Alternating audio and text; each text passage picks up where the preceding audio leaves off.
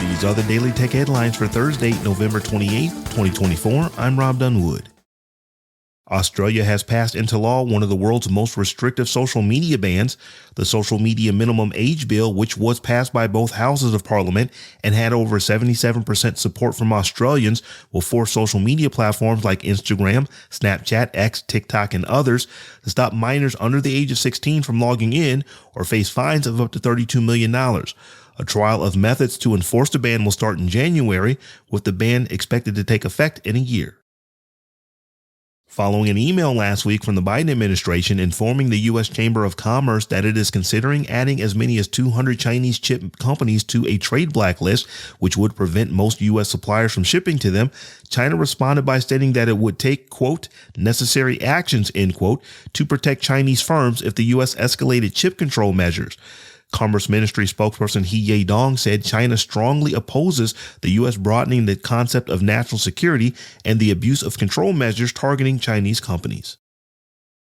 Microsoft is being investigated by the FTC over antitrust concerns in its cloud and software licensing business, security services, and AI offerings.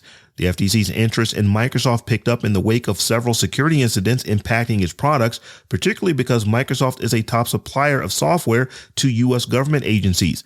According to sources familiar with the matter, one focus of the probe is on how Microsoft bundles productivity and security software with its Azure cloud. In other FTC news, the regulator is investigating complaints about Uber's Uber One subscription program. Customers allege that the company signed users up for the service without their consent and made it difficult for them to cancel their subscriptions. In a statement, an Uber spokesperson said, quote, "We will continue to answer any questions the FTC may have about our cancellation policies. The Uber One cancellation process follows both the letter and spirit of the law. Uber One members can easily cancel their membership in the app. In fact, the majority of those cancellations take 20 seconds or less." Xbox President Sarah Bond says new features allowing gamers to play and purchase Xbox games directly from the Xbox app on Android is ready to go. But, quote, due to a temporary administrative stay recently granted by the courts, we are currently unable to launch these features as planned, end quote. The problem, as Bond puts it, is that Xbox would only be able to launch the features once a court order takes effect that forces sweeping changes for Google's Play Store on Android, like opening it up to competition and ending the requirement for apps to use Google Play billing.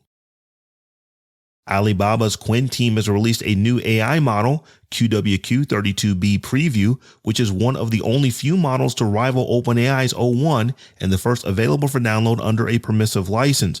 QWQ32B Preview contains 32.5 billion parameters and can consider prompts of up to approximately 32,000 words in length, and it performs better on certain benchmarks than OpenAI's O1 Preview and O1 Mini.